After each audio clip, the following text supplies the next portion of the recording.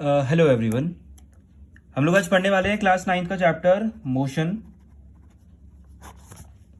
Class 8 में भी पढ़ा है आपने ये चैप्टर मोशन, आपने पढ़ा होगा क्लास 8 में। इसमें हमें पढ़ाया गया है क्या कि जो ऑब्जेक्ट होता है वो मोशन होगा। कब करेगा मोशन? जब वो अपनी पोजीशन को क्या कर रहा है, चेंज कर रहा है। क्या कर रहा है? वो अपनी पोजीशन को चेंज कर रहा है। नाउ डेफिनेशन से स्टार्ट करेंगे इसकी। सो मोशन हम किसे बोलेंगे? If an object that changes its position with respect to its surrounding with time, उसे हम क्या बोलेंगे? मोशन बोलेंगे। तो अगर मैं लिखने जाऊं मोशन की डेफिनेशन तो क्या बोलूंगा? जो ऑब्जेक्ट है changes its position with respect to its surroundings with what? Time के साथ में ना। अगर कोई ऑब्जेक्ट है वो अपनी पोजीशन को चेंज कर रहा है विद रिस्पेक्ट टू सराउंडिंग को भी देख रहा है। सराउंडिंग से ही जो बात कर रहा है किसके बारे में बात कर रहा है? रेफरेंस के बारे में बात कर रहा है। क्या कर रहा है? रेफरेंस। आप क्या कर रहे हो? किसी ना किसी पर्टिकुलर पॉइंट से क्या कर रहे हो? एक रेफरेंस को चेक कर रहे हो। जैसे सपोज करो कि आप कहीं खड़े हुए हो और आपके सामने से कोई गाड़ी अगर वो निकल के जाती है तो वो क्या हो गया? आप जो हो गया उस गाड़ी के लिए क्या हो गया? रेफरेंस हो गया। और आप ही ने वो पता लगाया कि जो ऑब्जेक्ट है वो जो गाड़ी है वो एक पॉइंट से कहाँ गई है, इस जगह से वो कहाँ चली गई, वो इधर चली गई। ठीक है। नाउ नेक्स्ट इज आता है अपने पास में रेस्ट आता है। जैसे हमने पढ़ लिया मोशन के बारे में तो समझ लिया। मोशन से पढ़ने से जब मोशन हम लोग तब समझ पाएंगे जब हमें समझ में आएगा रेस्ट के बारे में। तो रेस्ट जो चीज होती है वो क्या है? मोशन तो हमने पढ़ा कि ऑब्जेक्ट जो कर रहा है अपनी पोजीशन को चेंज कर रहा है। तो रेस्ट क्या हो गई? अगर जो ऑब्जेक्ट है वो अपनी पोजीशन को चेंज नहीं कर रहा है तो वो क्या कहलाएगा? वो रेस्ट कहलाएगा। Object does not change its position, same जैसे ऊपर लिखा हुआ है with respect to world surrounding with time. So वो जो चीज़ है वो क्या कहलाएगी? वो कहलाएगी रेस्ट कहलाएगी। ठीक है। नाउ अब एक चीज़ जो हमें पता करनी है वो क्या है कि रेस्ट एंड मोशन, ये दोनों जो चीज़ें ना ये क्या है? Are relative. क्या है ये दोनों? रिलेटिव। कैसे रिलेटिव हो गए दोनों के दोनों? कि अगर कोई ऑब्जेक्ट है, अगर वो रेस्ट पे है किसी एक फ्रेम ऑफ रेफरेंस के अंदर, अगर वो रेस्ट पे है तो वो हो सकता है कि वो दूसरे के अंदर किस में हो? मोशन में हो। और वाइस वर्सा हम लोग बोल सकते हैं। कैसे? कि जो ऑब्जेक्ट होगा वो मोशन में है तो हो सकता है किसी के लिए वो रेस्ट पे। इसका सबसे बढ़िया एग्जांपल ये है कि अगर आप कभी ट्रेन में ट्रैवल करते हैं तो जब आप ट्रेन में ट्रैवल करते हैं तो उस टाइम क्या देखते हैं कि जो आप ऑब्जेक्ट्स आपके बाहर आप देख पा रहे हैं। कहाँ पर? आप जो ऑब्जेक्ट्स अगर वो बाहर देख पा रहे हैं, जैसे कि पेड़ वगैरह आ गया या कोई स्टेशन आया तो उसके अंदर जो पोल्स होंगे या फिर जो पेड़ होंगे वो क्या कर रहे हैं? जब आप ट्रेन के अंदर बैठे हुए हो तो उस टाइम पे आप तो बैठे हुए हो, ठीक है, बट जो ऑब्जेक्ट्स हैं बाहर वो क्या कर रहे हैं? आपको वो पीछे जा रहे हैं। आपको ऐसा लगता है कि वो क्या कर रहे हैं? वो मूव कर रहे हैं। आप बैठे हुए हो और वो क्या कर रहे हैं? वो मूव कर रहे हैं। और इन केस अगर कोई स्टेशन पे खड़ा हुआ है या पेड़ के आसपास कोई खड़ा हुआ है, उसने आपको देखा तो क्या होगा? वो तो क्या है वहां पर खड़ा हुआ है, बट आप क्या कर रहे हो? वहां से मोशन से होते हुए निकल रहे हो। सो हम लोग क्या कह सकते हैं कि दोनों चीजें जो हैं वो क्या हो गई? वो रिलेटिव हो गई आपस में ना। अब जैसे मोशन पढ़ना है, जैसे हमें इस चैप्टर के अंदर मोशन पे फोकस करना है। सो हम लोग मोशन में क्या देखेंगे? हम लोग टाइप्स ऑफ मोशन भी चेक करेंगे। क्या चेक करेंगे? Types of motion. तो टाइप्स ऑफ मोशन जो है हमारे पास बेसिकली कितने तरह के हैं? वो 3 तरह के हैं, 1D, 2D और 3D। 1D मतलब सिंगल एक डायरेक्शन के अंदर, ठीक है, वो क्या कहलाएगा? 1D। 2D दो डायरेक्शन के 2 डायमेंशन है। और 3D मतलब 3 डायमेंशन उसके पास में बताएंगे। 1 डायमेंशन, 2 डायमेंशन और 3 डायमेंशन। ठीक है। अब इसके लिए क्या बोलेंगे हम लोग? अगर जैसे 1 डायमेंशन हुआ, अगर हम लोग क्या बोलेंगे कि जो ऑब्जेक्ट है अगर वो एक स्ट्रेट लाइन में मूव कर रहा है, object moving in straight line, अगर ऑब्जेक्ट जो है वो स्ट्रेट लाइन में मूव कर रहा है तो हम क्या बोल सकते हैं? वो कौन सा मोशन है? वो कौन सा मोशन है? वो एक 1 डायमेंशनल मोशन है। ठीक है। ठीक।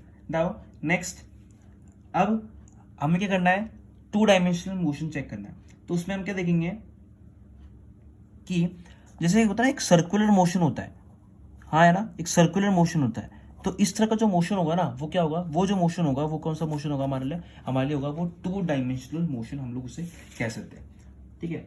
अब 3 डायमेंशनल के निकालना है। अगर मैंने बोला कि अगर आप कोई है, आप किसी एक पर्टिकुलर डायरेक्शन में मूव कर रहे हो, एक स्ट्रेट लाइन में मूव कर रहे हो, तो उस तरह का जो मोशन होगा ना वो क्या कहलाएगा? आपका 1 डायमेंशनल मोशन कहलाएगा। अगर एक ऑब्जेक्ट है वो क्या कर रहा है? वो गोल गोल घूम रहा है। क्या कर रहा है? वो गोल गोल घूम रहा है, तो क्या होगा? ये एक 2 डायमेंशनल मोशन होगा। ठीक है। और आपके लिए थ्री डायमेंशनल मोशन क्या होगा, अब इससे पूछते हैं, इसे एक काइट है, अगर आप सपोज करो जो काइट है, अगर काइट फ्लाई कर रही है, ठीक है, काइट फ्लाइंग, मतलब कोई भी जो चीज़ है वो अगर उड़ रही है, सोचो आप क्या, कोई भी जो चीज़ है अगर वो क्या कर रही है, वो उड़ रही है, तो उड़ते हुए क्या कर रही है, उड़ रही है या फ्लो कर रही है, जैसे हवा मान सकते हो, हवा में कोई भी चीज़ है अगर वो फ्लो कर रही है तो वो किसी भी डायरेक्शन में मूव कर सकती है, वो किसी भी डायरेक्शन में जा सकती है। तो इस तरह की जो कोई चीज़ होगी ना, वो क्या कह सकती है, वो किसका पार्ट हो जाएगा, वो थ्री डायमेंशनल मोशन का पार्ट हो जाएगा। ठीक है, आई होप आपको ये समझ में आ गया होगा इतना पार्ट की मोशन क्या क्या होता है। ठीक है, इसके बाद से मैं स्टार्ट करने वाला हूँ, इसको मैं स्टार्ट करने वाला हूँ एक इंपॉर्टेंट टर्म जिसे हम बोलते हैं क्या, डिस्टेंस। क्या कहते हैं हम इसे, डिस्टेंस। ये एक टर्म है, इंपॉर्टेंट में काम होता है। जैसे कि मोशन पढ़ लिया आपने, मोशन पढ़ने के बाद आप सबसे पहले जो चीज़ पढ़ेंगे वो है डिस्टेंस। अब डिस्टेंस क्या होता है, so the length of the actual path traversed by an object, या हम लोग बोल सकते हैं कि ऑब्जेक्ट कोई है, actual path covered by an object, उसे हम क्या बोल सकते हैं, उसे हम बोलेंगे डिस्टेंस। इमेजिन करो एक पॉइंट है हमारे पास में ए, उससे लेके गया हुआ, यहाँ से लेके गया हुआ एक पॉइंट बी पॉइंट तक एक ऑब्जेक्ट है, उसने क्या करा, मूव करा सिंपली, तो क्या कहलाएगा, वो कहलाएगा, ये इसकी क्या हो गई, लेंथ हो गई, और वो जो लेंथ होगी ना वही क्या कहलाएगी, उसकी डिस्टेंस कहलाएगी। ठीक है, इसकी यूनिट जो होती है, इसके लिए जो हम लोग इसको मेजरिंग यूनिट जो इस्तेमाल करते हैं वो होती है कौन सी, मीटर होती है। ठीक है, ये जो चीज़ है कैसी है, ये एक स्केलर क्वांटिटी है। अच्छा, क्वांटिटी तो जानते ही होंगे आप लोग शायद से, क्वांटिटी नहीं जानते तो मैं बता देता हूँ आपको क्वांटिटी क्या क्या क्या होती है। क्वांटिटी, जो क्वांटिटीज होती हैं वो बेसिकली कितने तरह की होती हैं, वो दो तरह की क्वांटिटीज होती हैं, स्केलर क्वांटिटी और वेक्टर क्वांटिटी। कौन सी क्वांटिटीज होती हैं, एक तो होती है क्वांटिटी स्केलर क्वांटिटी, और एक कौन सी होती है, वेक्टर क्वांटिटी होती है। स्केलर कौन सी होती है, वेक्टर कौन सी होती है, एक वो क्वांटिटी जिसके पास सिर्फ और सिर्फ क्या होता है, मैग्नीट्यूड होता है। क्या होता है, सिर्फ और सिर्फ क्या हो, मैग्नीट्यूड, वो क्या कहलाएगी, स्केलर क्वांटिटी कहलाएगी। वेक्टर क्वांटिटी कौन सी होती है, जिसके पास में मैग्नीट्यूड के साथ साथ क्या हो, मैग्नीट्यूड के साथ साथ अगर डायरेक्शन भी होती है, तो उस तरह की जो क्वांटिटी होती है ना वो क्या कहलाती है, वो कहलाती है वेक्टर क्वांटिटी कहलाती है। इसके अंदर क्या होती है, जो चीज़ होती है ये फंडामेंटल है, बेसिक फंडामेंटल होती है। जैसे कि इसके एग्जांपल अगर मैं दूं आपको देने लगूं, तो आपके पास जो मास होता है वो क्या होती है, वो स्केलर क्वांटिटी होती है। ठीक है, डिस्टेंस जो है वो क्या है, वो भी एक स्केलर क्वांटिटी है। ठीक है, और हमारे पास में क्या क्या स्केलर क्वांटिटी है, जैसे कि ये दोनों चीज़ें हमारे पास में स्केलर क्वांटिटी। इसका एग्जांपल लेता हूँ आपके पास, वेक्टर क्वांटिटी में क्या आएगा, एक से मास हमने ले लिया, अब यहाँ पर क्या है, एक तो हमने क्या लिया, डिस्टेंस लिया। इसी के बाद हम लोग ये चीज़ पढ़ने वाले हैं, इसको हम लोग बोलते हैं क्या, डिस्प्लेसमेंट बोलते हैं। तो डिस्प्लेसमेंट जो होगा ना हमारे लिए, वो क्या होगा, वो एक वेक्टर क्वांटिटी होगा। जितनी भी तरह की जो फोर्सेज मिलते हैं हम लोगों को ना, वो सभी सब क्या होते हैं, सबके सब क्या होते हैं, एक वेक्टर क्वांटिटी होते हैं। ठीक है, जितने भी आपको जो फोर्सेज मिलेंगे ना, वो सब क्या हो गए, एक वेक्टर क्वांटिटी हो जाएंगे। तो आई होप आपको समझ में आ गया हो क्वांटिटी क्या क्या होती है, स्केलर क्वांटिटी, वेक्टर क्वांटिटी, आपको ये तो समझना है। अगर एक क्वांटिटी कैसे, अच्छा, मैग्नीट्यूड का मतलब है कि एग्जांपल आपको दे दिया, क्या इसने बोला कि 10 मीटर ट्रैवल कर रहा है, क्या एक ऑब्जेक्ट जो है अगर वो 10 मीटर ट्रैवल कर रहा है, इसका मतलब ये जो चीज़ है ना वो क्या हो गई, वो सिर्फ और सिर्फ क्या है, सिर्फ और सिर्फ क्या है, डिस्टेंस बताइए इसने, क्या बताइए इसने, डिस्टेंस बताइए, जो कि क्या होता है, एक स्केलर क्वांटिटी होता है। इसका मतलब है मैग्नीट्यूड जो देखा है ना वो ये रहा, जो मैग्नीट्यूड की बात इसने बोली हुई है वो क्या रहा, वो रहा आपके पास 10 मीटर। अगर मैं बात करता किसकी, मैग्नीट्यूड के साथ साथ डायरेक्शन की, तो यहाँ पर क्या लिखता मैं, 10 मीटर कितना, नॉर्थ, 10 मीटर कितना, नॉर्थ में। अगर नॉर्थ में क्या करना है, इसको 10 मीटर घूम के आना है, हाँ है ना, 10 मीटर कहाँ घूम के आना है, इसको नॉर्थ में घूम के आना है। सो मैग्नीट्यूड के साथ साथ इसने आपको क्या दे दिया, डायरेक्शन, डायरेक्शन कौन सा हो गया, नॉर्थ हो गया। ओके ना, वापिस से अपने टॉपिक पे आते हैं। अब हमने क्या पढ़ लिया, डिस्टेंस तो पढ़ लिया, अब हमें पढ़ना है क्या, डिस्प्लेसमेंट पढ़ना है। अब वापिस इमेजिन करो कि एक ऑब्जेक्ट जो था वो क्या, यहाँ से हम मूव करा, ठीक है, ये पॉइंट मेरा कौन सा हो गया, ए पॉइंट, ये पॉइंट मेरा कौन सा हो गया, बी पॉइंट। अब वो यहाँ से कहाँ गया, मूव करके नीचे गया, सी पॉइंट तक गया। ठीक है, अब एक चीज़ क्या होगी, डिस्टेंस अगर मैं निकालने जाता तो क्या लिखता, ए बी प्लस कितना, बी सी, जो हो गया वो क्या हो गया, A B plus B C metre जो हो गया वो क्या होता, मेरा डिस्टेंस होता। ठीक है, बट यहाँ से लेकर यहाँ तक क्या हुआ, एक पाथ मैंने ट्रैवल करा, जो क्या हुआ, सिर्फ और सिर्फ क्या हो गया, ए सी पाथ हो गया। तो जो ए सी हुआ ना मेरा, वो क्या हो गया, वो मेरा हो गया डिस्प्लेसमेंट हो गया। क्या हो गया, डिस्प्लेसमेंट। तो हम इसे क्या बोल सकते हैं कि इनिशियल और फाइनल पोजीशन में से, इनिशियल और फाइनल पोजीशन में जो शॉर्टेस्ट पाथ एक ऑब्जेक्ट फॉलो करेगा वो क्या कहलाएगा, वो कहलाएगा क्या, डिस्प्लेसमेंट कहलाएगा। क्या कहलाएगा, डिस्प्लेसमेंट कहलाएगा। सो हम इसके लिए कह सकते हैं शॉर्टेस्ट पाथ, क्या, shortest path between initial and final position is called what, displacement. क्या कहलाता है ये कहलाएगा हमारा डिस्प्लेसमेंट कहलाएगा। ठीक है। इसकी यूनिट क्या होती है, डिस्प्लेसमेंट की यूनिट क्या होती है, डिस्प्लेसमेंट की यूनिट भी वही होती है जो डिस्टेंस की यूनिट होती है, दैट इज मीटर। ठीक है। और ये जो चीज़ है ये क्या है, ये एक वेक्टर क्वांटिटी है। क्या है ये, वेक्टर क्वांटिटी है। ठीक है, हाँ है ना। अब आपकी क्या हो गई, ये जो चीज़ अपने पास मिली वो क्या हो गई, ये वेक्टर क्वांटिटी हो गई। ठीक है, इसके बारे में एक और दो चीज़ बताता हूँ आपको कि ये जो चीज़ है ना, ये क्या होता है, ये ऑलवेज कैसा होगा, हमेशा हमेशा हमेशा कैसा होगा, ये पॉजिटिव होता है। ये हमेशा कैसा होगा, पॉजिटिव होता है। और जो डिस्प्लेसमेंट होता है ना, ये चीज़ इंपॉर्टेंट है, देख लेना। डिस्प्लेसमेंट जो होता है वो क्या होता है, वो पॉजिटिव भी हो सकता है, वो ज़ीरो भी हो सकता है, और वो नेगेटिव भी हो सकता है। आई समझ में। तो जो आपका जो डिस्प्लेसमेंट होगा वो पॉजिटिव भी हो सकता है, वो ज़ीरो भी हो सकता है, और वो नेगेटिव भी हो सकता है। ठीक है, अब आगे बढ़ते हैं। नेक्स्ट हम लोग स्टार्ट करते हैं, जैसे पढ़ लेते हैं थोड़ा सा। अभी एक तो करते हैं डिस्प्लेसमेंट के बारे में ही देखते हैं वापस से कि वो नेगेटिव पॉजिटिव कैसे रहता है। अब सपोज करो, इमेजिन करो कि आपके पास में क्या है, जो ऑब्जेक्ट है, आप खुद क्या खड़े हो, एक पॉइंट पे खड़े हो, ए पॉइंट पे। इससे क्या करा आपने, मूव करा कहाँ पर, बी पॉइंट पे मूव करा। आप क्या हुआ, ए पॉइंट से मूव करते हुए कहाँ गए, बी पॉइंट पे गए।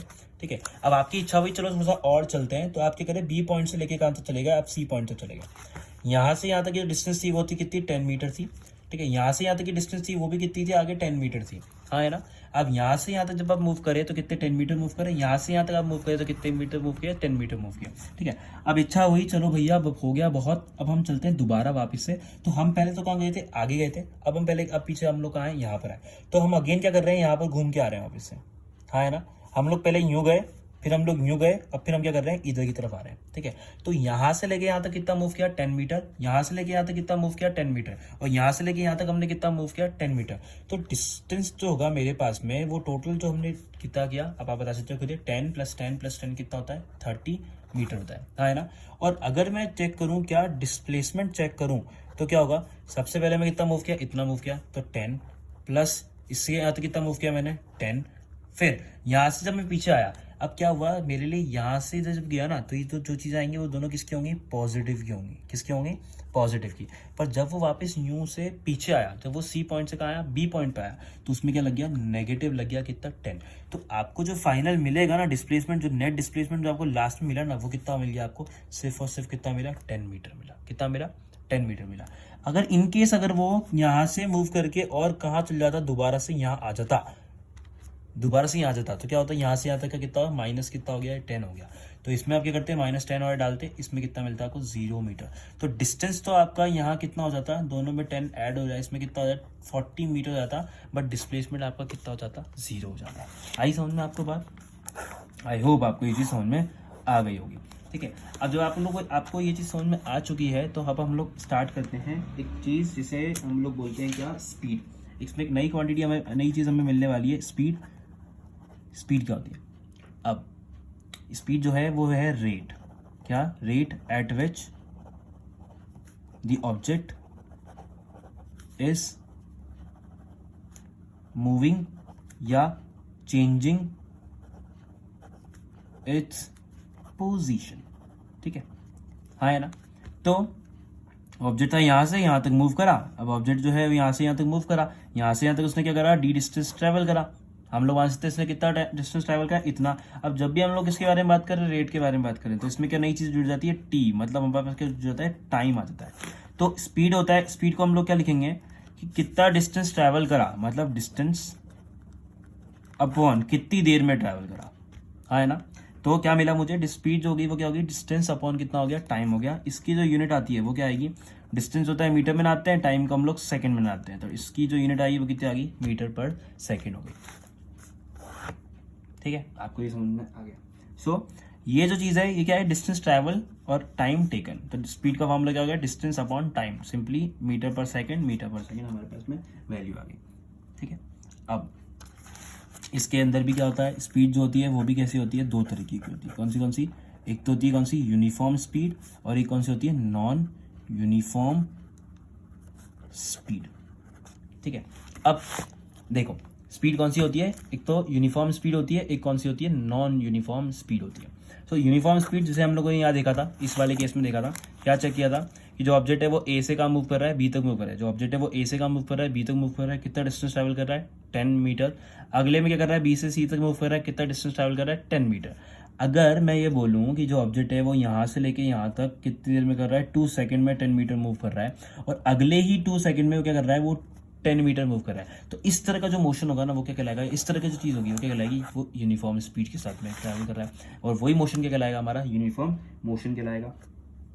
ठीक है, इसका उल्टा कर लो। अब अगर मैंने बोला कि कर रहा है वो 10 मीटर ट्रैवल कर रहा है, क्या कर रहा है, अगर वो 10 मीटर ट्रैवल कर रहा है कितनी देर में, 2 सेकंड के अंदर, और अगले 12 मीटर ट्रैवल कर रहा है 2 सेकंड के अंदर, तो क्या होगा, वो नॉन यूनिफॉर्म स्पीड होगा। मतलब हम लोग क्या बोलेंगे, वो अनइक्वल डिस्टेंस को ट्रैवल कर रहा है इक्वल इंटरवल ऑफ टाइम के अंदर। तो उस तरह की जो चीज़ होगी ना वो क्या कहलाएगी, वो कहलाएगी ये। और जिसमें क्या होगा, equal distance in equal interval of time, तो क्या हो गया, यूनिफॉर्म हो गया। और equal distance in unequal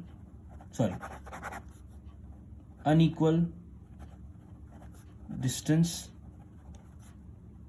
in equal interval of time. ठीक है, आगे नाउ अब इसमें आती है एक टर्म आती है, इसे बोलते हैं एवरेज स्पीड। क्या होगी, अब समझ करो यहाँ से यहाँ तक जो ऑब्जेक्ट है, जैसे कि जिस केस में जैसे हमने यूनिफॉर्म पढ़ा उसमें तो स्पीड रहने वाली है, वो कैसे रहने वाली, यूनिफॉर्म। बट इन केस हमने बोला ना कि इसने क्या करा, अनइक्वल डिस्टेंस ट्रैवल करा इक्वल इंटरवल ऑफ टाइम के अंदर, तो उसी से क्या हुआ, एक नई चीज़ आएगी निकल के, एवरेज स्पीड कितनी है। एवरेज स्पीड मतलब अलग अलग डिस्टेंस पे जो अलग अलग जगह पे वो अलग अलग जो स्पीड को शो कर रहा है, उन सबको हम क्या करेंगे, सम अप करेंगे, चेक करेंगे। यहाँ से लेके यहाँ तक की स्पीड, यहाँ से लेके यहाँ तक की स्पीड, यहाँ हम लोग पूछते हैं यहाँ से लेके यहाँ तक इसने क्या करा, L1 डिस्टेंस ट्रैवल करा, और यहाँ से कितना करा, L2 डिस्टेंस ट्रैवल करा। तो इसके लिए क्या करना है, मुझे एवरेज निकालना है, ये T1 टाइम में करा और ये T2 टाइम में करा। तो इसके लिए जो एवरेज स्पीड आती है वो क्या आएगी, वो आएगी सम आएगा जितनी भी डिस्टेंस, सम ऑफ, या हम लोग लिखते हैं टोटल डिस्टेंस कवर्ड। एक काम करते हैं, इसको यहाँ नहीं, इसको यहाँ रखते हैं, एवरेज स्पीड।